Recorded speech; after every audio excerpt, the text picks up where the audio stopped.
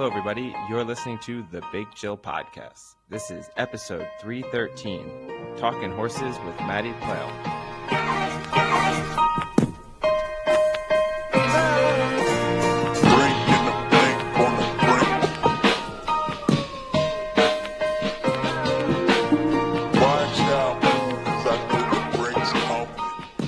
Hello, Big Chillians, and welcome back to the Big Chill Podcast. I'm Frank, joined as always with Eddie and Sam.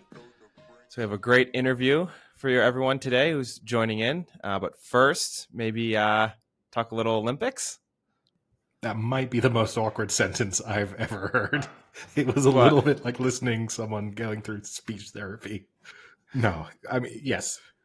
I know we'll have new people joining. We've got the interview with Maddy Playle coming up. And I guess that will be 30 to 40 minutes into this episode. The real question, Frank, you might not have as strong of an opinion on where the next destination for Messi is, but say Arsenal were to sign Messi, bigger transfer coup, Messi going to Arsenal, or Jamie Tartt making a shocking return to AFC Richmond in the championship? Oh, what a segue. Oh, man. Spoiler You just alert. want me to sing the Jamie Tartt song? Not really, actually. Yeah, if I could vote strongly. We'll go back that. to Messi. Fine. Yeah, so let's we can shift the discussion to Ted Lasso, episode 2 of season 2. So as Eddie already said, that is a spoiler. If you haven't watched it, you've been spoiled. The very end of the episode has just been spoiled for you, but go and watch it anyway. It's all right. You have been fully spoiled. Yeah, so we talked for episode 1, we made we all had this general feeling that even though season 1 wasn't very realistic, it was slightly realistic in its sports sense, but season 2 seems to have lost any relevance to real sports, with first the killing of a dog on a PK, not very realistic, and then the fact that they're relegated and no one really even knows that they're relegated. And Frank, now I've just got. I know what you're gonna say. You're not PK. It's a penalty. Nailed the You're the impression most I've made. annoying person in the world. I'm just doing it for our own good, because undoubtedly there'll be people listening who had exactly that same reaction. Yeah, well, tell Ali he can go screw himself. Well, no, I honestly thought you were talking about PK, the Barcelona player. Oh, PK Subban, Like this. PK Subban, the hockey player. No. But now you have a player who seemingly was doing well for a club, just decided to leave mid-season to join a reality TV show, and now the club is fully on board with just letting him go and letting him sign wherever. Well, so we have to try and figure out who is Jamie Tartt, because a lot of these players are based on, they're sort of kind of supposed to be real life. I mean, like, Roy Kent is Roy Keane, right? That is who he is. Minus the fact that the end of Roy Keane's career looks a bit different to the end of Roy Kent's career. Who is Jamie Tartt? Because he was at City, he gets sent on loan to another Premier League player. So you need a top 4 team sending a player out on loan for half a season. He then seemingly returns to his parent club, does okay in the remainder of the season based on implications, but was doing well the next season, right? Isn't that kind of what they said? He was getting a lot of time, making some good plays, but his father was constantly yelling at him that he's not getting enough. No, that would be the same season, because he left Richmond midway through the last season, so he would have gone back to City in January. He would have played out the half of that season. Then he would have done the fake Love Island, or whatever it was called, over the summer, and then City have released him.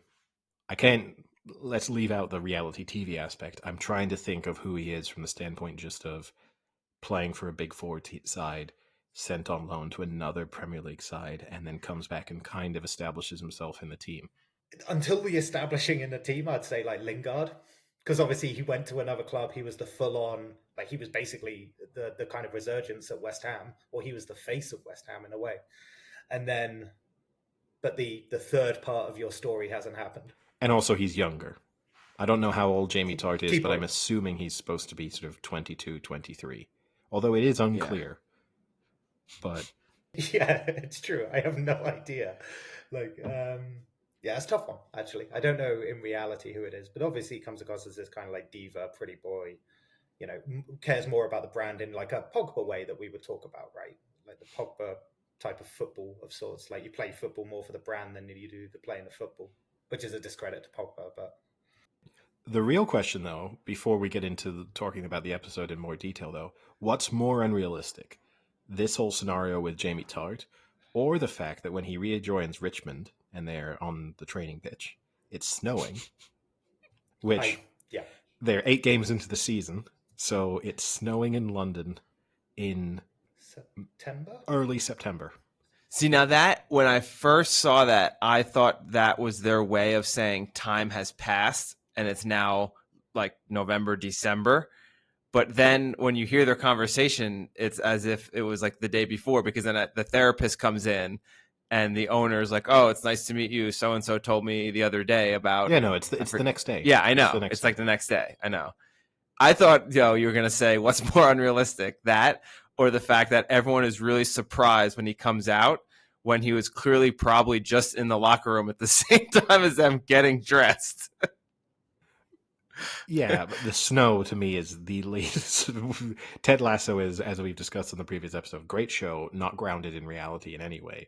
But the snowing, that's where you start to realize that they might not really be thinking of the timeline of the season, which we've sort of already discussed in the previous episode. But I don't think they've really put much thought into the fact that 8 matches into the season in the championship would be mid-September.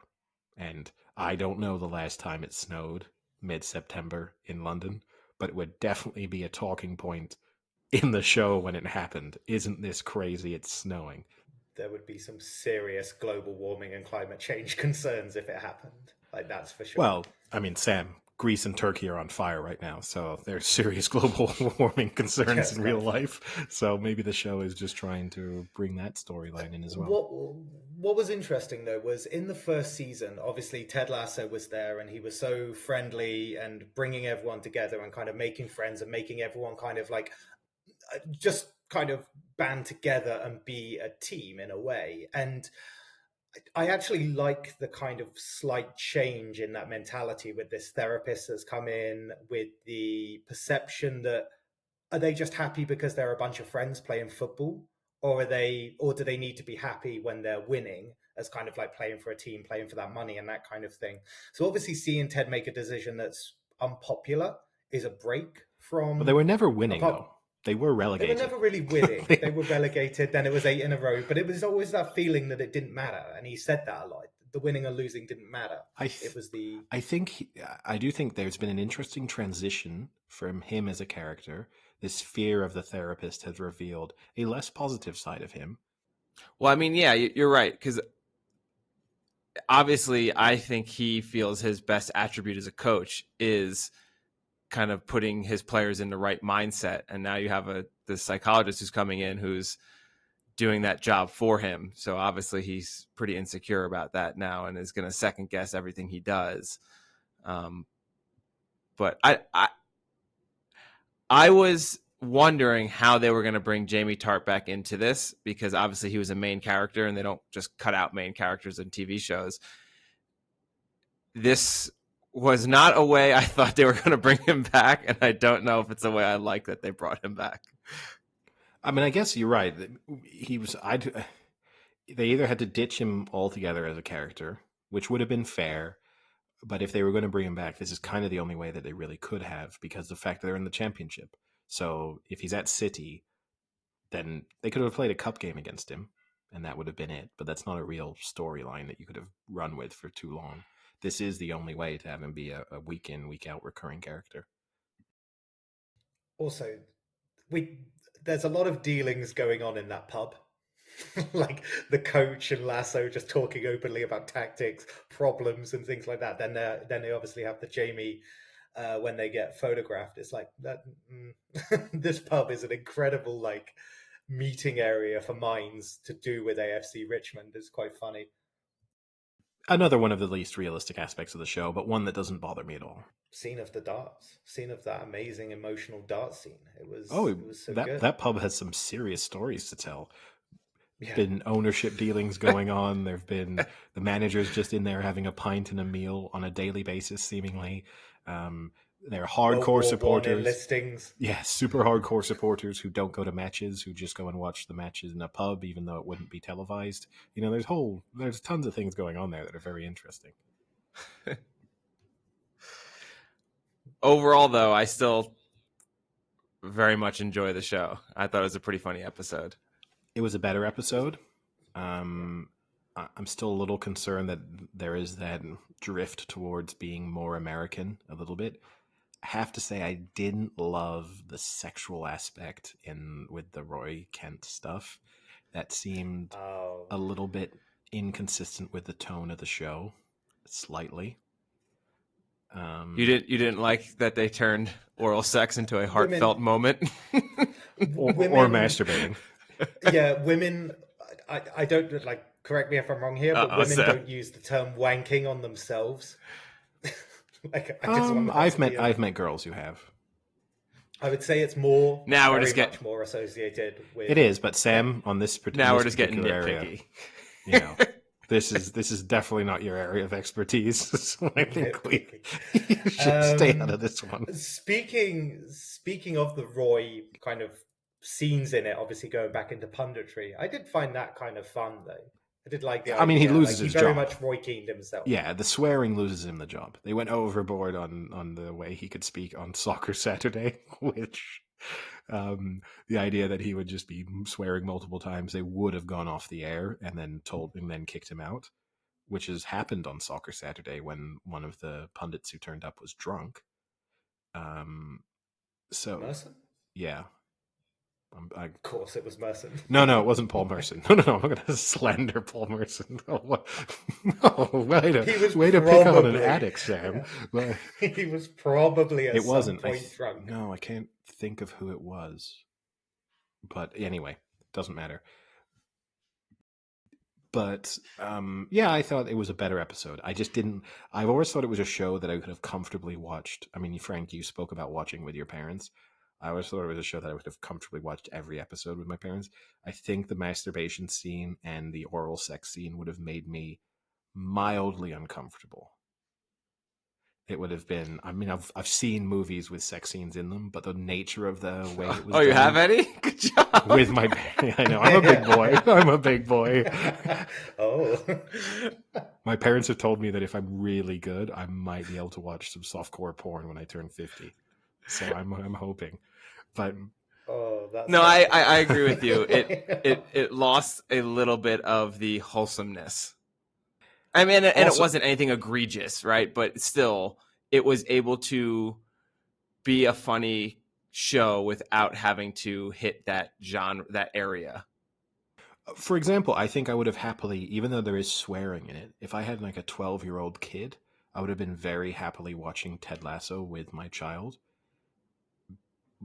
That scene would have also made me uncomfortable watching it with my 12-year-old son or daughter, my fictional 12-year-old son or daughter. But yeah, but also, I mean, I thought going to the masturbation scene, I thought this was going to be a Jamie, and I guess this is what they were trying to set it up for, that she was going to be looking at something related to Jamie Tart.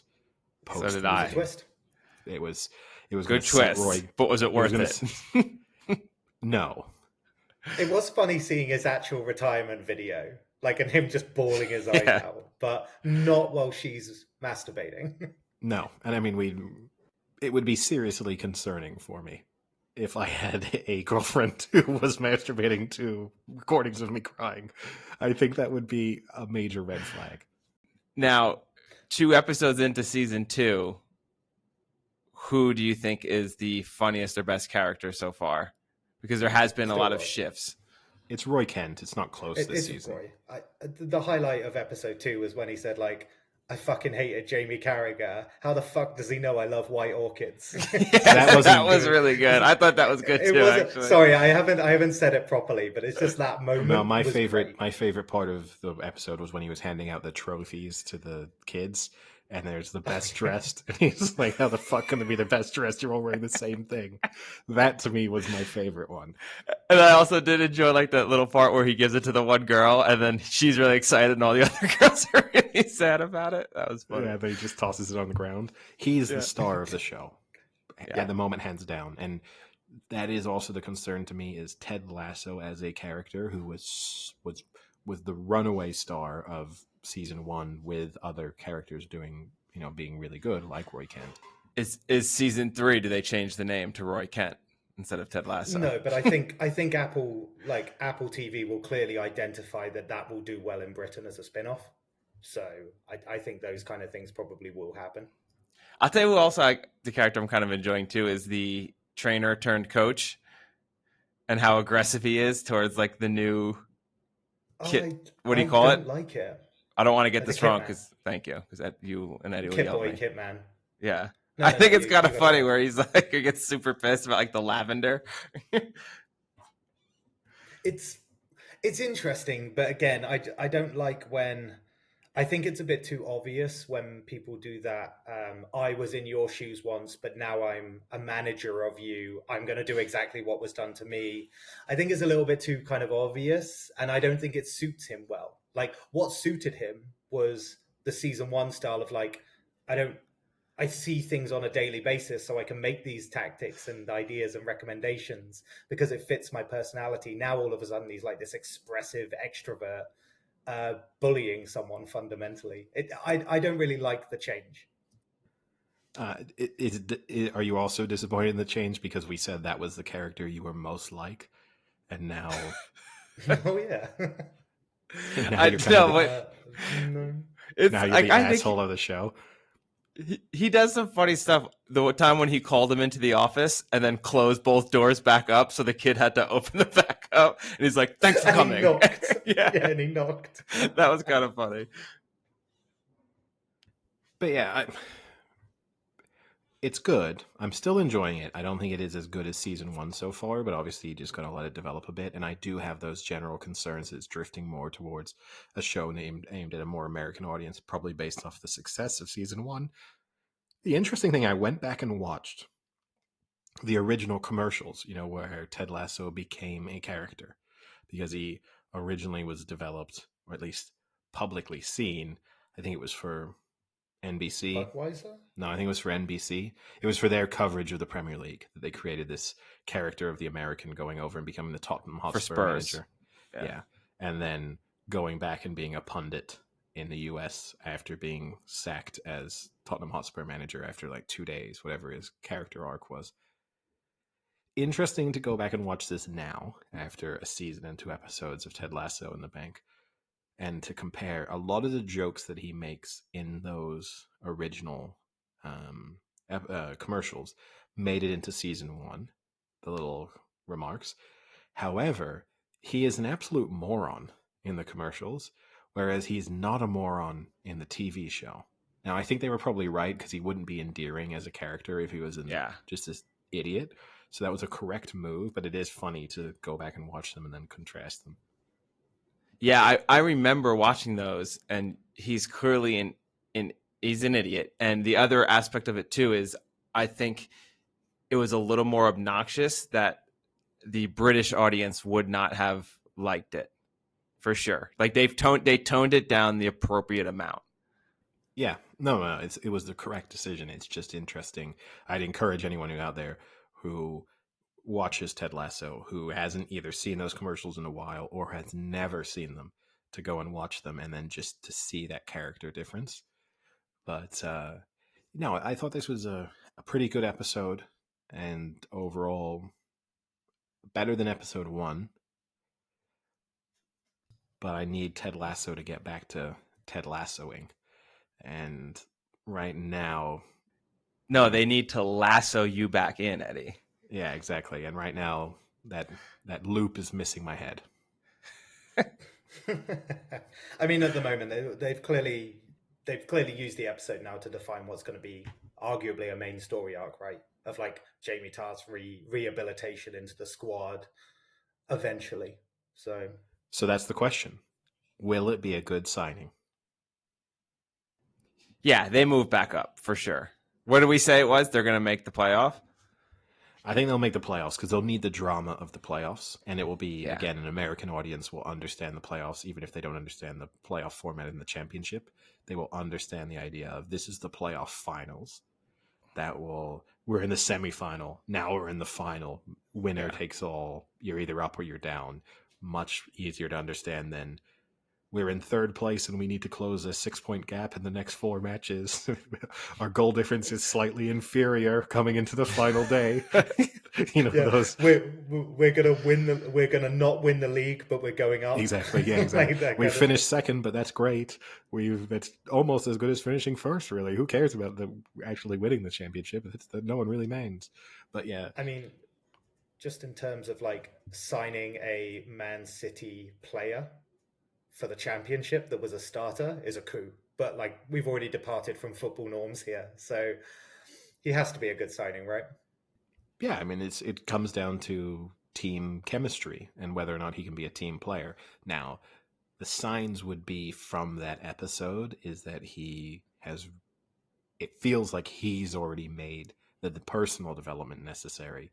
So that's going to be, I almost feel like they gave away too much of him being a better person in a single episode because But he's got to win the team over now. He does, and I'm sure there'll be setbacks in his personality and his selfishness. I'm sure that will happen. And not making the extra pass, the much famed extra pass.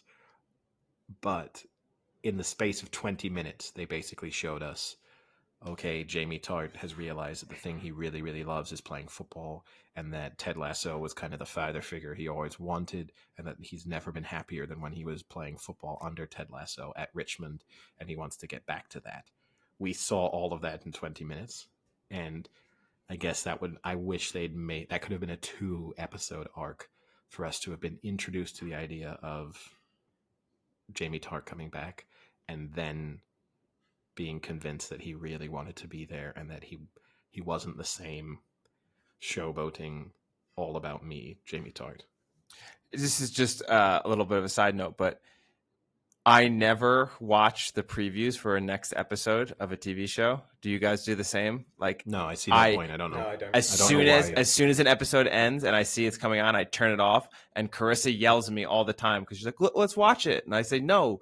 Then you are going into the next episode and something's definitely already spoiled for you. Like I want to be enthralled and have no spoilers, no nothing. I want to go in clean, dry. I want to say, and this is gonna, I think it's a girl thing, which is gonna annoy so many of our listeners.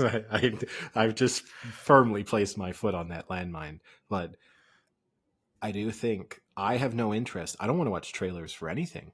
I basically want to see, oh, this is a movie with a person I want to see this movie. Oh, I like trailers for movies though. That's different. No, I don't. Right. Not nowadays. Trailers for movies when we were great. kids. They're like mini movies. I literally, I think if you watch a trailer nowadays from a movie, you've seen the movie. Yeah, it's true. Well, I mean, the problem with trailers these days, though, is half the content doesn't actually make it into the final film, like when they do a teaser trailer or something. So they're even just misleading you. No, that's fine to me. I understand what he's saying. That's fine to me. I would rather every trailer was, here are scenes we've edited out of the movie, but this will at least give you an overall sense of who's in it, what kind of character they're playing, and the general vibe. That to me, if I was running a production company, that would be my rule for trailers. Or if I was like a director, I'd be like, no, nothing that makes the movie goes in the trailer. People will think this is a completely different movie in terms of, and especially you could do one of those things like when they had with Back to the Future, right? When they filmed a bunch of the scenes with the original actor. Yeah. And then they cut it out, and then Michael J. Fox, they like redid the movie with Michael J. Fox. I would have done this. The trailer would have had no Michael J. Fox. And then you would have gone to the movie and been like, who's this guy? Pretty sure Marty McFly was played by a different character in the trailer. Exactly. You have no clue. Enjoy the movie now. Actually, I just watched a whole special on that Back to the Future. It's on Netflix. There's a like how the movies were made show, and one of the movies was Back to the Future, and they talked a lot about that. Got to be a real gut wrencher for that guy. In the well, spoiler alert, but in the documentary, whatever it is, the show, they said he was like kind of relieved because he knew it wasn't working out. Like he knew the directors weren't happy at all, and so when they told him he was done, he was kind of like, okay, because I wasn't feeling it at all anyway. Yeah, that's what he said the moment he got fired, because he didn't know Back to the Future was going to be Back to the Future. But that's it might not have been without probably Michael not J. Fox. And if you are a very grounded, rational person, I hope for his mental health sake, he can make that, process that in his own mind. But the alternative is he went and sat down to watch, probably like took his girlfriend on opening day of Back to the Future and went, hey, this is that crap movie I was in that was going to be really, really terrible. Let's go and watch and see how bad it was in the end. And then just sat in a movie theater where people were like, this is the best thing I've ever seen. I hope they make another one and even another one after that. And this is one of the most iconic characters of this decade. And then you're sitting there being like, I could have done better. I could have been Michael J. Fox. In Back to the Future. Well, no, I think you'd argue that he just has Michael J. Fox's career, minus the Parkinson's. But yeah. Yeah. Eric Stoltz was his name. That's the person who was originally cast and filmed half the movie. I mean, in the end, Michael J. Fox didn't have that amazing of a career, I guess you would say. He's a very popular figure, but when you really think, what was Michael J. Fox in? What else did he do? I'm cringing is what your hot take's going to be here, Eddie. No, it isn't a hot take. No. What films? Like, I'm trying to think what else he's got Back to the Future, and then he's got Spin City as a TV show, and I literally cannot think of anything else. And then he's had his kind of cameo as himself in Curb, but I can't really think of anything aside from that Michael J. Fox has really been in. Well, Family Ties is also what he was known for before Back to the Future. Okay. That's where he got his start. But, I mean, part of the issue, obviously, was even when he was filming Back to the Future, he was already showing signs of Parkinson's. Oh, really? Yeah.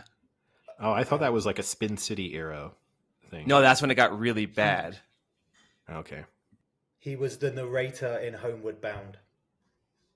Yes, he was. Nailed it. No, he was the dog. He was... Well, no, he was... Okay, but I thought he was the Chance, the dog... Chance. Yeah. He is narrating, though. He's the dog's... But the dog isn't... He's the the dog dog's is mind. the narrator. He didn't dress up as a dog and play the dog. And now, Michael J. Fox in a role like you've never seen him before. Roof. He went on to do great things like Beethoven. Actually, look at his career now. He was the voice of Stuart Little. He played the mouse. Oh yeah, he played the animated mouse. He nailed it too. He's good with animals. So I guess before we go to the interview, any other topics? Anything interesting in the Olympics that you've been watching this week? So I know personally, Joe Kovacs won another silver medal. So 2 Olympics in a row, 2 silver medals. Pretty amazing. I mean, it's worth saying when you say personally, Joe Kovacs personally.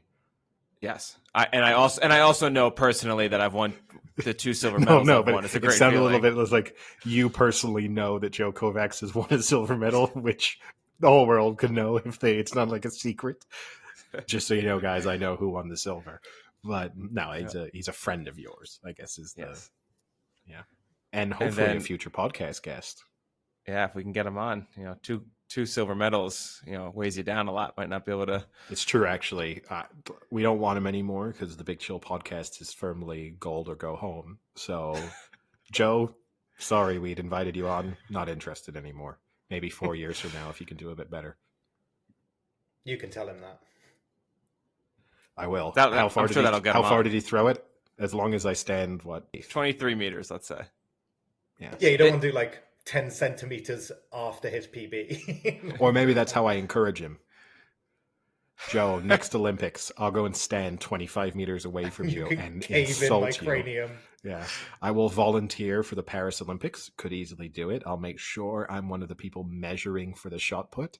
And then as you got to throw, I'll be like, Joe, you've not got it in you. I can't- There's no way I you could hit can't- me. Just no I way. can't wait.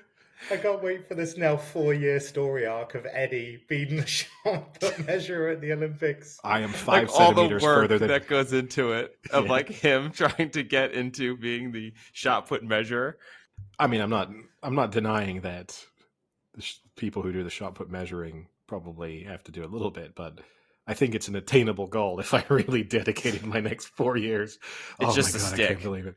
Yeah, I can't believe It's all I'm laser. a volunteer shot put measurer in the Olympics. All my dreams. Watch the 400 meter men's final today. Pretty convincing win for the guy from the Bahamas. Can't remember his name. Wow. Yeah. Aside from that, been enthralled by this story of the track athlete from Belarus who's now seeking political asylum in Poland. Yeah, I saw a couple of the athletes have been told just not to return, basically, haven't they? They've. It's crazy. It's. I guess we'll know by the next podcast. But are the US in danger of not topping the medals table? They're 5 short of China in gold medals at the moment. Like, I know that China notoriously, that makes it sound like it's a bad thing, but I know that a lot of the events that they do well in are at the start of the games, whereas obviously the ones like team-based ones that go through finish near at the end. But are they? I've never felt like the USA are in danger, but this one feels like they are, because you hear about these missed. I don't think so, because I'll put it this way: I'm going to give them 2 golds in the basketball, men's and women's. So that's already 2 more golds. Let's say, in track, the remaining track events, track and field events, they're going to pick up more golds than China do. So I'm sure they'll end up finishing a few clear. Do you want the current standings? Yes. Okay. So, but here's the question I always have is, do you count just total medals or is it just golds? No, is no, that no. the true indication? No, gold medals put you at the top, and I'll give you the odds actually after for the 2. Okay. So this for is the gold, this is just there's a America, I think, ranks it based on total medals. they do. Because I think the US does it because there's no way they ever lose that. Yes. So the US is a total medal thing, whereas the rest of the world goes gold first, and then the remaining medals are the tiebreakers. So if you have the same number of golds, it's whoever has the most silvers. If you then have the same number of silvers, it's whoever has the most bronze. But US knows, as long as we measure it total medals, we're always going to be on top. Yeah, exactly. That's how it should be. So right now, China is in the lead with 34 gold medals. The U.S. has 29 gold medals, and Japan is in third with 22 gold medals. If you go to total medal count, the United States has 91 total medals. China has 74, and the Russian Olympic Committee has 58. So, odds-wise, you sound like you're pretty comfortable with the USA taking this one, Eddie, yeah? Yeah, I'd put them odds on. So, I mean, it's a 2-horse race, so we can't talk about value here. But China are odds on. China are 4-7, and the USA are 5-4 to have the most gold medals at the games. I mean, I'd be tempted by the US. I would have to take a more before I really put my money where my mouth is. I would have to take a more detailed look at what the remaining events are, because obviously I don't have a photographic memory of the remaining Olympic events and where the Chinese and American athletes are respectively. But yeah, I'm giving America 2 more golds right off the bat, and I'm trying to think of, but I don't know. But I would be 5-4 in the US. I would just be tempted to take the US. Could be a good end of weekend ACCA for you. You have all of your weekend bets going on to a 5-4. Monday the 8th, where it ends. The killer with Olympic betting is that almost impossible to throw most of the things into an accumulator. Like, most British bookmakers will not let you combine like who's going to win the gold in things. And I think they probably do it because they know you could conceivably kind of make a killing in that a lot of people are quite heavy favorites to win their gold, and there aren't that many upsets in a lot of events. So you could do a sort of 20-fold accumulator with everyone being 1-4 or shorter and end up with, a 10-1 bet and be pretty comfortable with what you have. I still think if I was a bookmaker, I'd say go for it, because someone gets injured, someone messes up.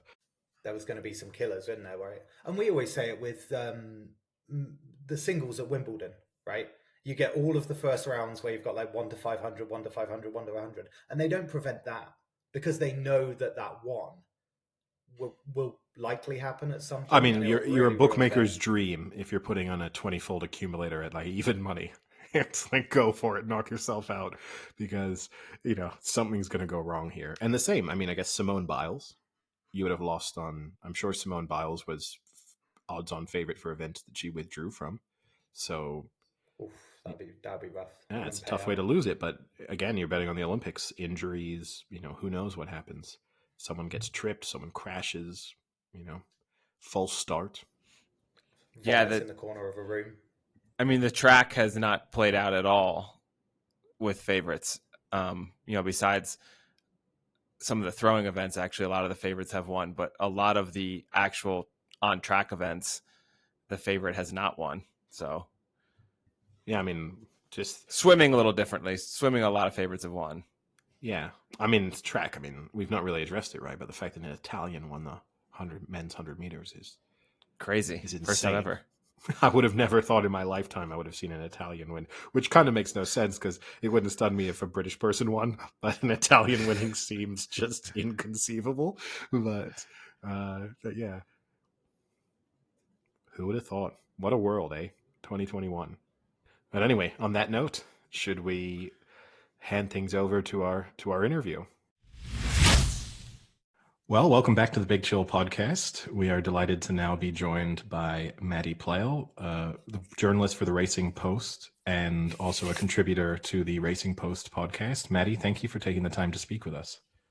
Thank you. I'm pleasantly surprised that you got the pronunciation of my name spot on first time. It doesn't always happen. I always said a long time practicing before we ever have a guest on. It's at least 48 hours of work. We reached out to you because just the insight that you provide into the, you're really active on social media and the articles that you write for the Racing Post. And also I know Frank in particular is a very big fan of the Racing Post podcast. So we're big fans of yours. And we just wanted to get you on to speak about your career and then also just speak about horse racing in general. Yeah, it sounds very good. Where to start, hey? I mean, I'm still relatively new to the horse racing game, I guess you could say, but a lot's happened very quickly. Yeah, and I know you will have been over your kind of your breakthrough into covering horse racing and your journalism career. So I don't want to make you go into too in depth, but it would just be interesting just for our listeners just to get a kind of quick. I think we probably have people who listen who have aspirations of getting into either journalism or sports in one format or another, and I think it can always feel sort of unattainable. So it'd just be interesting to have a really quick description of exactly how it came about for you.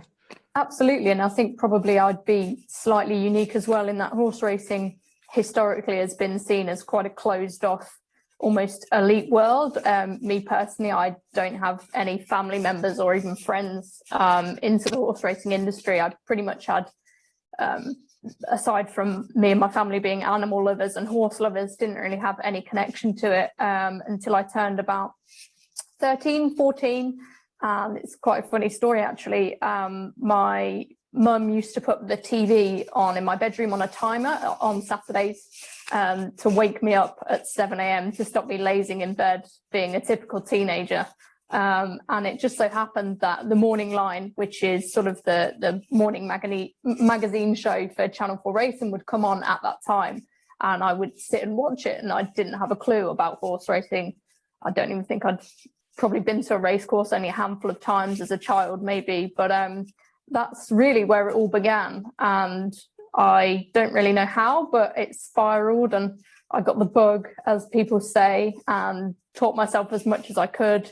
I was quite embarrassed about being into racing initially because I was very young and insecure, not necessarily saying that's a reflection of the sport, although maybe.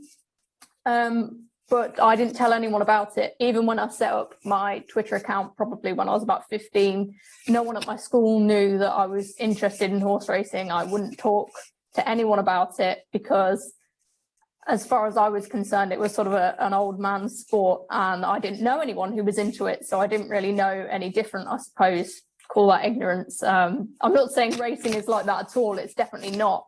But as a teenager with no experience of the industry, that was my thinking, and I didn't want people to sort of pick on me for it, I suppose, which seems crazy now because I'm incredibly proud to do what I do and I love it, and the more I can talk about it the better. But in truth, that's how it was. Sorry, this isn't a very short explanation, but I mean, you're summarizing your life, so it is pretty quick. Yeah, there you go. So when I was in the last year of my A-levels at school, and I had the opportunity, just through Twitter, actually, a lot of my relationship with the sport comes through Twitter, whether that be finding a community of racing fans that I didn't have near me. I actually sent a tweet to a guy who worked for the Racing Post, jokingly saying, "Oh, you can get me some work experience at the Racing Post now," and he actually did. So I guess I have him to thank a lot. And so for that week, again, I'm only from a small village, and my mum actually wouldn't let me go to London for 2 weeks on my own when I was about 17. So she came with me and worked from a hotel for 2 weeks while I was in Canary Wharf in London. So quite daunting, I suppose. But the minute I got into the office, and I was scared stiff, but the minute I got into the sort of news environment and the racing environment, it sounds cliche, but instantly I just felt like it was somewhere that I belonged. I was surrounded by people who were like me, and yeah, it was just fantastic. So after that 2-week work experience, I finished school, and it was always my aim. That's where I want to go back to. I want to go back to the Racing Post, and I want to be a journalist, which is not something that I considered as a career opportunity, really. It was more, I want to be involved in racing some way. And that just happened. I wrote a bit I was lucky enough to write for Channel 4, little bits on their website. I wasn't formally employed or anything. I was just volunteering. So I was lucky to be given that opportunity too. But essentially, when I finished school, I wrote a letter, long story short, that was published in the Racing Post. They noticed it. It was in response to another letter that had been published in the paper, and my response got published, and on the back of that, they were applying for interns. A couple of weeks later, came down to London, did the interview, got the job, and the rest is history from there. But it's really interesting, and I guess it does show the advantages of just kind of asking for something that you want, which again seems to be a consistent theme in people that we do have on, and also the way we get our guests. Ferris often involves a fair amount of spamming and just reaching out to people, so it does play a big part. It's interesting, isn't it? Because I've had a lot of people say to me, I'm someone who comes across like I have quite a lot of confidence, but underneath everything, I like to say yes to things. I don't like that sort of fear of missing out, and I like to be busy, but underneath it all, I promise you, I'm not that confident a person. Maybe that's something to do with those initial steps into racing, but I find that odd. Some people often say, when you're presenting or whatever, you seem to have a lot of confidence. I assure you that's not always the case. So I guess one of the things we can get into, which I know you're very passionate about, is you kind of made the comment when you were younger, you were a little hesitant to tell other people, being a teenage girl in horse racing, and it's kind of an old man's club. How do you think the sport is progressing now since you've been in it for a while? Do you see it transitioning where you have more people like yourself that are more women and minorities that are getting into it at younger ages and being excited about it? That's an interesting question, because before I knew nothing about racing. So although I viewed it as a sort of inclusive club, if you like, I'm not saying that's actually how it was. That's just my view of it. And I guess now I am sort of immersed in it. So they're two different perspectives. Firstly, I don't think there should be barriers for anyone wanting to enjoy sport and be involved in sport. And if me coming from my background helps anyone, that sounds quite self-indulgent, but yeah, it is something I'm passionate about, because whether we like it or not, I guess horse racing, the sport of kings, does have a reputation for being that closed off sport, but I don't think it is. I don't think it is at all. I've known I've met many people through the industry, some lifelong personal friends and lots of professional connections too. And overwhelmingly, my experiences have been positive, and I just consider myself very lucky to do what I do. But of course, I think there's always more we can do to seem more accessible, and just open doors for people and make people understand what's so great about our sport. Because I think some cross sections of society maybe don't understand the sport as much, and I think once you get the understanding, the love can follow, if that makes sense. Yeah, I understand that. And there's this idea sometimes of being like in the country life versus the city life. And if you may not understand it as much if you've never grown up kind of in the rural parts of, say, like the UK or Ireland or something like that. But it's interesting you mentioned about no barriers to any part of the sport. So naturally, there's a lot of media and press about female jockey representation and female jockeys in both jumps and flats. But what about the other parts, like in the stables, in the media? Do you find that they're all kind of progressing at the same rate, or do you find that maybe there might be a little bit of emphasis in the more frontline part, but some parts maybe aren't progressing as quickly as you'd hope or like to see within society?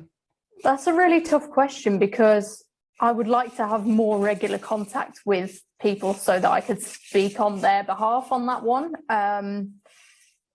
It's an interesting one, isn't it? I mean, my mum, for instance, has often said, do you think being a woman in racing is a unique selling point? And in a way, do you actually think it's worked in your favour because there aren't many women in racing? And I find that quite an interesting concept. And my only response to that would be, well, if it is, and if I am sort of getting the opportunities I am because I'm a woman, then surely that's only because other women have been denied those opportunities in the past. So it's interesting, but I would like to think that there's progression there for anyone who works hard. But I think maybe to say it's, total equality, that would be a little bit ignorant and perhaps a little bit misguided. I don't know about all facets of the industry, in that much scrutiny in terms of on a personal level, but I definitely think things are going in the right direction anyway. Now, I guess we've got your thoughts a little bit, an insight into your career and the kind of diversity into the sport. You fell in love with the sport at 13. Was there a particular horse that contributed to that, or was it just racing in general? I think it was just racing in general. Something I've been thinking about a lot recently is actually just my connection to animals in general. Maybe it's happened because of COVID, because we've all been inside, and ultimately I'm a lover of the outdoors and any animals, really. So I think that played a key part in it. I have had favourite horses, of course I have. I'm drawn to them. But I wouldn't say that was necessarily the catalyst for my love of the sport. I think, incredibly, it was just something that happened organically, and I'm so thankful that it did. Because I think horse racing, it gives me my career, but it also gives me a lot of purpose. And some people don't necessarily have that passion in their lives. So I feel very fortunate that I have that. So you had some favorite horses then. What are they? Definitely. If you follow me on social media at all, you will know I had particular fondness for a jumps horse called Thistlecrack, who was around a couple of years ago now. And I must admit, the initial attraction was spurred by a bet I had when he won the long distance hurdle at Newbury for the first time. And I remember just watching him and thinking, I don't think I've ever seen a horse have this much power and sustain it for such a long time and just be so exuberant, almost showboating. And you can almost see the charisma of the horse through the way he moves, the jockey's body language, etc. And I was lucky enough a couple of years later to go to the trainer's open day, the trainer who trained him, and see him in the flesh. And he's just a beautiful horse, big, sort of imposing. And I just fell in love with him. At his best, he was unbeatable, I would say. Unfortunately, his career was blighted by some injury, but there was that moment where you just thought, is there anything that could beat this horse? Whether even, I think he was the first novice chaser in history to win the King George Chase at Kempton. No other horse had done that before, and that was just after 3 runs over fences, which is pretty unheard of, really. So yeah, that's the relationship I forged. And then just last year, actually in November, when he was coming back to the track, I managed to do a feature with him and visit him and his trainer and speak to the jockey around him, and to actually spend time with a horse like that. And he was so gentle as well. Incredible character, really, for a horse that powerful and that imposing, that he would have such a unique character. From the people I've spoke to, that's not always the case. When horses are good, they can be quite spirited and even aggressive. But I like to think the love was mutual anyway. And I found that really, really enjoyable and rewarding part of my career. It was almost like a dream come true, I suppose you could say. Yeah, that makes sense. I mean, I my favorite horse of all time is Workforce, and that came about also, I guess, through a bet. I am fairly confident in it going into the 2010 Derby, and then had the pleasure of going to the Arc to see it win then that year, and Sam was there as well, and never looked back. Although the career was kind of fell off a cliff not long after that, but still live long in my memory. I guess one of the stigmas, you kind of talked about the feeling as if there was a stigma attached to it, horse racing being a kind of industry for old men. There's also, I suppose, a stigma from the betting standpoint. How much do you feel then your relationship, obviously with the Racing Post, which part of it is tipping, but how much of it relies on, how much of your interest relies then on the betting part of the sport versus just loving the sport itself? Well, I think first and foremost, I fell in love with the sport for, the sport, the animals and the racing. But I'd be lying if I said that the betting didn't fascinate me. I mean, that's the great thing about racing. It has so many interesting facets to it. And I'm the sort of person who I want to know as much as I can about all of them. Bloodstock, for instance, I'm absolutely fascinated by. But betting, yeah, for sure. It definitely grew when I joined the Racing Post, because obviously I was of age to gamble then. I was never sort of a crazy on that front, very reserved. But ultimately here, I'm surrounded by incredible knowledge, really, from tipsters to people behind the scenes who wouldn't get the credit they deserve. You learn so much, you absorb so much of what other people say, and you define and refine your own approach to tipping and betting and how you make opinions on races. So that's something that's very much evolved since I've been at the Racing Post. And like any racing fan, like any punter, that's going to change over time. Do you think, so speaking of kind of image, and, Eddie touched on the kind of gambling part at the moment, do you think horse racing has a bit of an image issue with some of the things that have happened more recently in the couple of years? Like, wrongly, in my opinion, but there was a lot of press around Cheltenham being kind of a super spreader event for the COVID outbreak. You've had the Gordon Elliott pictures recently, obviously, and more recently, the panorama in the UK about retired racehorses or injured racehorses and what kind of happens to them. Do you think there's a bit of a very recent image suffering issue at the moment as well with horse racing? Sam, do you want to bring the mood down a little more, or anything else you want to throw out, Sam? or you've got your running joke, Sam, that you're an anti-vaxxer, and now you're denying the super spreader event. Well, now I have to deny. We went from favorite horses to the 4 probably worst things that have happened to horse racing in the past 2 years. Final I think question. It's a valid question. People, I don't know if they have a view of me being quite critical of that sort of thing. Maybe it's because I have that outside perspective and I'm not totally immersed in the sport. But I think it is a valid question. And these things, it's almost a dirty word. I think sometimes public perception of horse racing, some people are keen to sort of ignore it and say, well, the public want horse racing banned, so we shouldn't take on board what they have to say. I think that's a very dangerous standpoint to have. And I do think things like the Gordon Elliott instance, specifically now we're living in a very different world to one 10 years ago, 5 years ago even. And whether it be social media, you lose context. Everything's polarized these days. And when a photo like that one, for instance, is released, it has a huge impact on our industry. And I think that's something we should take very, very seriously. With regards to other things as well, I think racing has lots to be proud of, and we do lots of things correctly. But you might see a theme emerging here. I think there is no value in sitting back and being happy with what we've achieved or what we've done, specifically when instances like the ones that you mentioned are happening. We need to be on the front foot.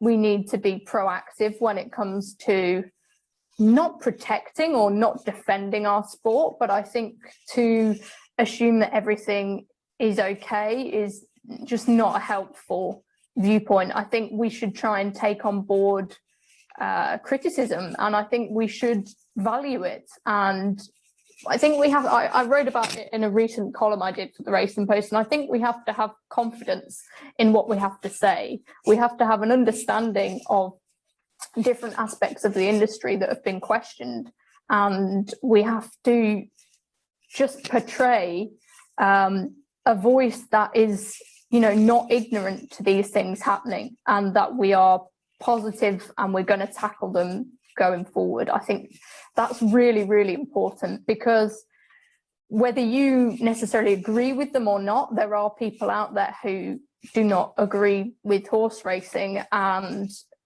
it's, you know, you only have to look at other sports and how they've changed in recent years as well. You have to move with the times, and you have to be willing to have conversations, ultimately, I think.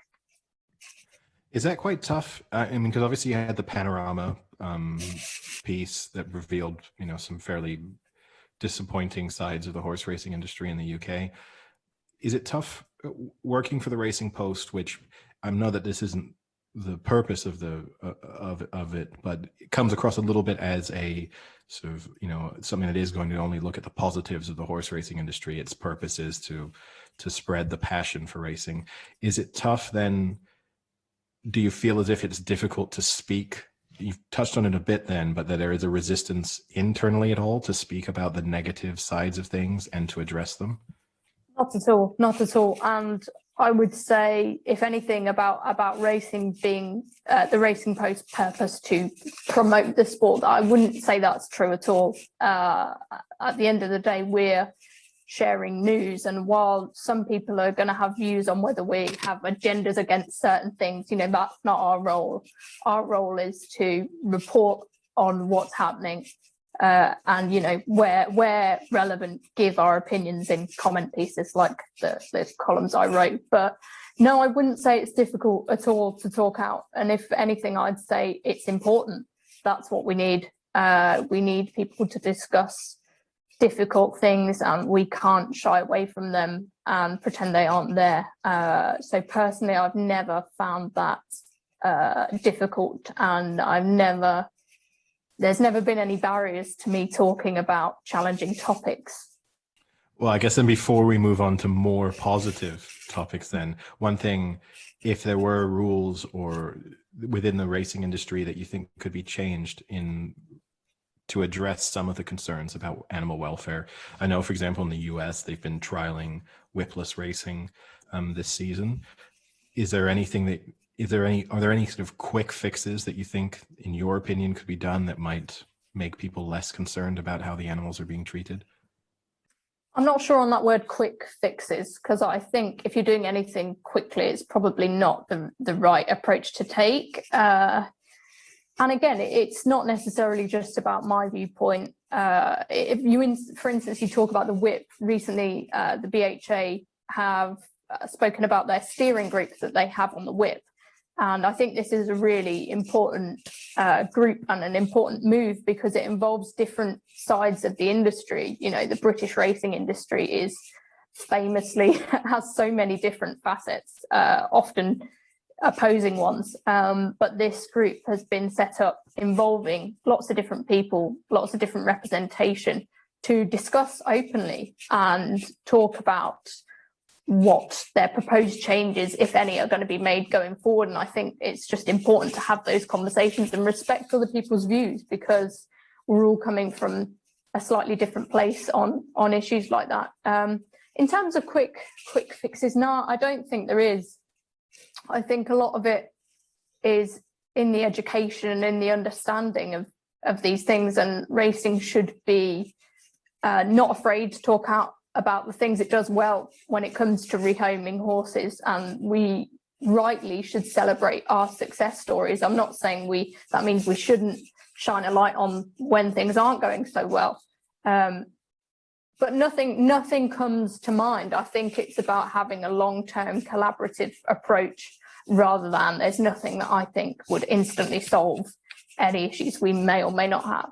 Any happier questions, Frank? Yeah, so I was, please. It's been a long day here. so you said, I mean, obviously you got into the sport because you love the horses and you love the animals. So you're currently in the media side. Have you ever had any want or idea of maybe going into a different aspect of the sport? It's really interesting, actually, because although when I grew up, my family didn't own any horses, they couldn't afford them. When I was about 15, my sister, who is a far better rider than me and is far braver, actually got her first horse. And since then, our sort of herd has grown.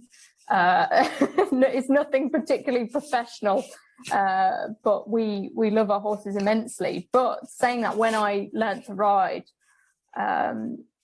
I'm not a very good rider at all, but when I learned to ride, one of the horses I actually learned to ride on was an ex-racehorse.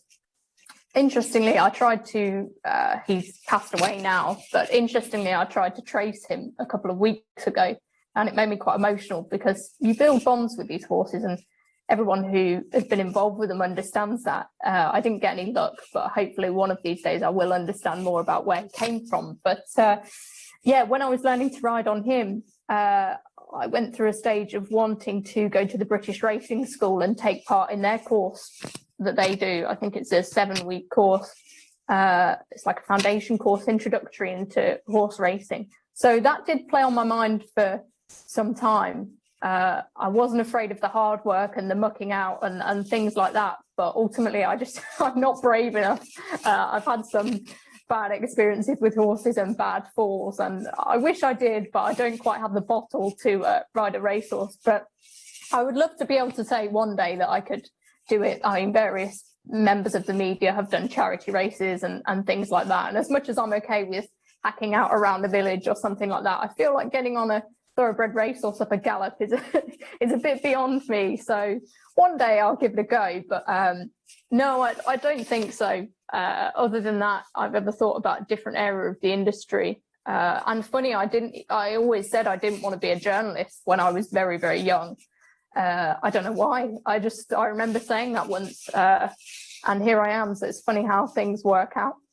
Frank had tried to become a flat jockey, but they told him he was too short, so he couldn't make the grade. How can you be too short for a flat jockey? I don't think that's possible. I thought he was going to say I was way too heavy, but well, that too. You've got out lightly there for sure.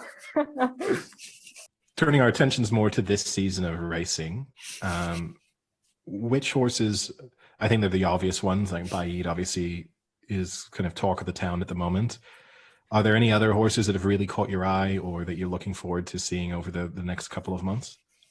As a whole, you know what, I've been really enjoying the 3-year-old colts, particularly the Derby and its relevance to the wider public, and indeed the breeding industry has come into question in recent years. And often in racing, it's a lot about hype. And we didn't necessarily have that one chosen horse coming into this season. If we did, it was, by the time the Derby came around, it was Bolshoi Ballet. But anyway, I think I've just been really refreshed by how good these 3-year-olds are. Adiyar has been a wonder. He was a fantastic Derby winner. Great story surrounding it. And the fact that he could win the King George and become the first horse to do so since Galileo in, I think, 2001 is huge. It really provides a fillip for that race. And There are so many others as well. You mentioned Baid. We had some really good Royal Ascot winners this year. Alan Kerr is a horse that I like a lot. I'm going to forget them all now. Obviously, on the filly side, you have Snowfall. She, I think, has been brilliant, but arguably not faced the same strength and depth as opposition as the likes of Adia. Hurricane Lane, again, the stablemate, that's a fascinating dynamic for Godolphin. Usually we're used to seeing Coolmore dominating these races, and now we have two very similar horses, actually, both by Frankel, both strong, powerful, staying horses who, you know, the world's their oyster, really. I'm a big fan of a mare called Wonderful Tonight, trained by David Menizier, won the Hardwick Stakes at Royal Ascot. I actually was lucky enough to go and see David a couple of weeks ago now.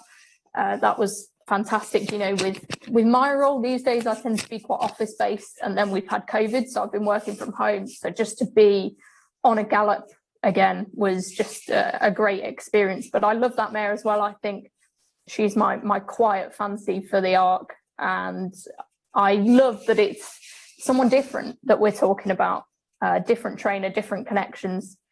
And Baid, as you say, there's lots to be excited about. Even in the sprinting division with Batash being retired, it's that new blood. That's what we love about racing. I see Frank shaking his head there. I'm just sad to see Batash go. Yeah. That was probably, if I had a favorite horse, he has to be up there in the top three. Just, I love the pure speed of that horse. It's just so fun to watch when it's at its peak and it just flies out and it's gone within 3 furlongs. That was so fun to watch. Indeed. And I think for me as well, something else that I'm really passionate about is international racing. That's why I love when we get to see horses from different jurisdictions compete against each other. We haven't obviously seen that much this year, maybe that's due to COVID, but if ever a race is a true international Group 1, I love to see that. And those are the races that I particularly enjoy as well. Well, in that case, it's kind of natural. You've already mentioned 4 horses that will probably be heading to the Arc. We kind of end up spending 3 months building up to the Arc and discussing each year as to whether or not this is going to be the best ever Arc. Once again, it always is, isn't it? Yeah, every year it's the best ever Arc. You always think it's going to be. Yeah, and then it isn't. And something happens. Yeah, the discussion has once again started. And you've said Wonderful Tonight is your kind of Arc fancy. Are there any others within the 4 that you mentioned, or some of the others that you have the likes of Mishriff, who kind of struggles in the UK but runs well elsewhere, or St. Mark's Basilica? Are there any others that you think could be interesting for the race? I'm getting my market up now just so that I can refer to them all for you. Well, we have to talk about Tanawa. Recency bias, I suppose, in that she's just gotten one on seasonal reappearance, but she was, of course, one of the best horses around last year, winning the Breeders' Cup, and she looks as good as ever on the basis of what she's achieved. For a lot of people, though, it is about that sort of knockout exchange between Adia and Hurricane Lane. I really love the idea of having 2 heavyweights against each other. And as an international racing lover, I guess, as well, I've got one eye on if the Japanese are going to send over some horses in the market. We have Contrail, we have Chronogenesis, so I think Asheen Murphy's going to ride Le Papale among the other entries. I always think that's such a great dynamic of this race, the fact they went so close with Orfèvre, who was a real, again, I don't know if it's a silly word to use, but charismatic horse. You felt like you could really see his personality, almost cheeky, and I like that.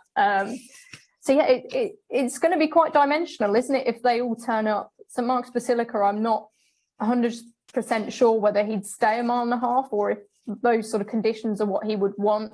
And if anything, of the ones towards the top of the market, Snowfall is the one that I wouldn't want to side with.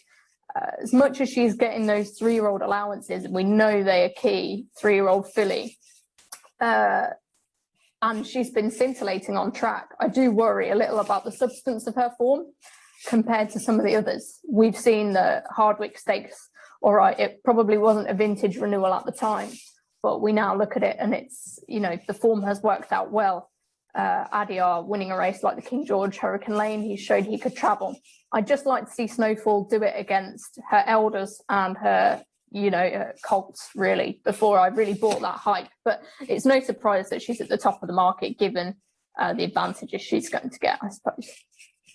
Yeah, I do agree with you. I'd want it to be a bit more tested, especially, 100-30 or 3-1 in some places. You might get 4-1 somewhere. It's quite short for a horse in the Arc. There are rarely big price winners. It is usually a single figure winner, but still it's a relatively short price. And also, before Frank and Sam chime in with their early Arc selections, I'll agree with you that the Japanese, I've kind of gone to most Arcs over the last sort of 15 or so years. The two things that have built the most atmosphere there for me was whenever there's a good Japanese horse, because there's always a good Japanese contingent in the crowd, and the way they support their horses, it feels much more sort of as if it's a team sport than you normally see in horse racing, which I think adds another dimension. And the only thing that's come close to that recently is when Enable was going for the third Arc. And then again, it felt like everyone wanted it to win. In a way that's probably unusual, even for short price favorites where everyone has money on it. But Frank, Sam, it's the stories, isn't it? I think that's what makes the races work. And I'd love to go racing in Japan, and I'm fascinated by the way different countries operate. And I think there's a lot that different jurisdictions can learn from each other on that front. But I think it's the heart, really, isn't it? The heart wants to cheer these stories and just connect with the people around them, I suppose. Yeah, especially as they can never get a winner with the Japanese when they send their horses. So it's just they will eventually. Maybe, but it might be. I have this whole theory surrounding the England football team that continual disappointment leads to more long-term enjoyment, and that you're more interested forever because you never quite reach the pinnacle of your sport. Maybe with the Japanese, it would be the same with the Arc. If they won it one year, then the next year there would be no Japanese people there. So it might be better off a few seconds and thirds coming in. You're talking about the England football team now, so you've got to be careful, but I see where you're coming from. I try and annoy as many people as possible in a single recording. We don't get it either, so it's absolutely fine. In fairness, last year we weren't on Enable. We were gunning for Gaiath last year before obviously it didn't get hold on. We is not true. Two of you were. I was Frank not. and I. If we're talking about last year's Arc, and again, I'll have people on my back claiming I'm after timing, but I'm not. If you look at my tweets and sort of pieces I've done for the Racing Post, in Swoop, my heart breaks. I was a big believer in that horse each way, invested by my standards quite a lot, not by anyone else's standards. I think at 25-1, 33-1. Had so much belief in that horse. Again, I love the German pedigree. Adlerflug, German Derby winner. And he should have won that race. He should have won. And that doesn't tempt you this year? Yeah, I was going to ask the same thing, because right now it's sitting almost at 30-1, and it's runner up in last year's Arc. If experience counts in a race like that, then that seems very overpriced. It does, and I should probably back him now before he wins and I cry. But I think this year's race looks much tougher. What I would say is I don't actually think the way a lot of French races are run suit this horse, so I don't think we've necessarily seen him to best effect so far this season. He was beaten last time out, I think it was at Saint-Cloud, unless he's run again since. And a sprint doesn't suit him. He's a strong stayer. So that often change in pace you see in French racing. The race like the Arc, often you get a strong pace. You didn't last year, which is what he needed. But ultimately I think this year's is stronger, although I certainly wouldn't be surprised to see him run another bold race, because ultimately I think he's a very good stayer over a mile and a half. He loves a bit of soft ground, which often you can get at Longchamp in October. And as you say, he's been there and done it. So he's proven in the conditions. So I wouldn't put it past him, but I think he's definitely got a tougher task this time around. Sam, we know who your Arc selection is, because I don't know whether or not it will definitely make it to the day, but you can't not bet on Pile Driver, who you have your on-off love affair with. Yeah, Pile Driver is my on-off love. Don't back or get cautious. Hoses up.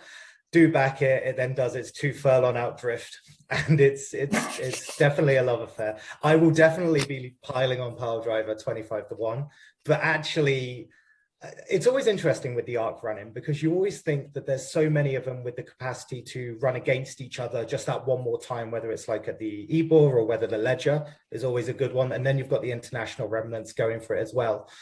But so it'll be interesting in the Ledger to see if like Adea and Hurricane Lane run against each other, perhaps. But for me, it's Adea. I don't think Adea has done anything wrong. It was a good Derby win. It was a good King George. I just think it's going from strength to strength. So it'll be interesting to see where they run it again and how they run it again in terms of whether it's going to be going full pelt, whether the arc is just after Gaius lost, for example, suddenly the arc was just, okay, we're not going to do it. But it'll be interesting to see what they do with it beforehand. But at the moment... Sorry, go on. No, I was just going to say, for me at the moment, it's Adea at the moment. Makes a lot of sense. From what I can gather, from what I've heard, I've been told the plan with Adea is the pre-Niel to give him some experience of travelling before the arc. Hurricane Lane is going to go for the St. Ledger and then to the arc, as far as I'm aware. So perhaps hold off if you're thinking of backing Adea for the St. Ledger. It's interesting as well next year, which will stay in training. A Bloodstock, a colleague who works in Bloodstock of mine, Kitty Trice, indicated that Hurricane Lane has got much more of a stout pedigree. It's not as much of a commercial pedigree. I think his dam won over 2 miles. So potentially we could see him next year, whereas Adea, as a Derby winner, as a King George winner, he's got that sexy sort of profile that breeders would be after. So, but who knows? You know, maybe they could run Adea in the St. Ledger. Maybe they could change their minds. Maybe they'll both stay in training. Godolphin, in the last couple of years, have been very sporting with where they've chosen to run their horses. Hence why seemingly the plan is to run both Hurricane Lane and Adea in the arc. So it's going to be so exciting. Thank you. I will hold off. So although I guess by that logic, Hurricane Lane is currently sort of 5-4 for the St. Ledger. So if that's correct, then there could be value in it. Not that there's tremendous value in a horse at 5-4 in the St. Ledger, but still. I've got a dark one for the St. Ledger. I tipped a horse up last week, and thankfully he didn't embarrass me, and he went and won at Glorious Goodwood, so that was good. I've got my eye on Ottoman Emperor. I don't think at the moment he's good enough to beat Hurricane Lane, but now I've got the fancy price. I'm hoping he doesn't let me down. All right, and Frank can't let you escape with. I thought Sam was going to take mine and we were going to both be on the same horse again, but I'm going to go against Sam and go Hurricane Lane. I think the fact that it went to Longchamp and won convincingly on soft ground, it's, you know, so it has that experience of being there and traveling and kind of the different condition. So going back to the Derby as well, you know, it lost 2 shoes and still had a pretty good effort in that. And then since then, both its wins were super convincing. So I've got to pull you up there. We don't like this of horses. He is a he. He is a he. Come on. Sorry. But yes, I'm going to go Hurricane Lane. I think he will win the arc. Much better. Sadly, Frank, I mean, I'd already made the Hurricane Lane case a few weeks ago, but I'm in the same camp as you, which means Hurricane Lane stands absolutely no chance because we have never agreed on a horse race and then had a winner. So we can in about 4 years. Yeah, we can. Hey, he's bomb-proof, isn't he? I think he's a steadfast contender. Hurricane Lane. He's just looks solid and looks a real beast. So it's going to be thrilling to see how he matches up against Adea anyway. Yeah, in potentially the best arc ever. So we've got that to look forward to. And I know you've been very generous with your time, and we don't want to hold on to you for too long. So I guess it's a natural ending point. And then maybe we can have you back on in the future to discuss the arc once only 1 or 2 of the horses we've mentioned have turned up and a complete outsider has won. So absolutely no worries. I'm happy to sit and chat. You know, I spend all my day talking about horse racing, but I could do it for even longer if it's possible. Yeah. And well, thank you. And before you go, I guess a chance to sort of put in some plugs. Obviously, people can find you on the Racing Post to see your writing. They can find you on the Racing Post podcast, which you're on the Monday episodes, I believe. I am, yes. Sometimes Yes. I help out on the Friday show, but primarily it's the Monday one for me, indeed. Okay. I have to say, being on a podcast now, I really respect that you do such a good job of not kind of cutting off the guests and arguing against some of their opinions, because when we have bold opinions, there's no holding back on the arguments. But you know, for someone who obviously knows a lot about horse racing, I'm sure there are times you hear a pundit give, you know, a selection that you really disagree with, or something that a suggestion you really don't like, but it's all, you know, all positive on the podcast, which is very tough to do, being on a podcast, I know. Well, thank you. I mean, it's interesting we haven't touched upon that, because going back to my background, I don't have any media training. I didn't study media at all. As I say, I've never been one to have a lot of confidence. So it's funny now that I have this role as a presenter, because ultimately just one day, Bruce Millington, who former editor of the Racing Post, stuck me in front of a camera and sort of said, right, talk about this jockey.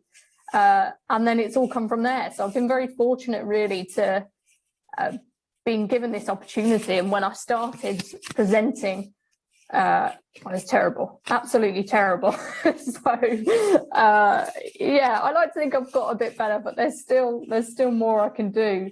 But it's interesting because it doesn't come naturally to some people, and I never thought it would be where I end up. But it's always interesting at racing. That's the great thing. You get so many different views, and you respect so many different people and what they have to say. You know, a podcast is a great vehicle for that. Absolutely. Yeah, it's really nice, the Monday wrap up, because being in America, it's tough to watch a lot of the races because they're gone so early. So it's nice if I've missed a few, you know, I can get some good feedback from what looked good and, you know, what to bet on in the future. So it's great. Very, very kind. Thanks a lot. And then a final opportunity, I guess. Where can people find you on social media if they want to see your non-official thoughts, I guess? My thoughts about absolute nonsense, probably food, thistlecrack, my dog, and other racing shenanigans. I'm just at MP_horse racing on Twitter. So that's where to find me anyway. Perfect.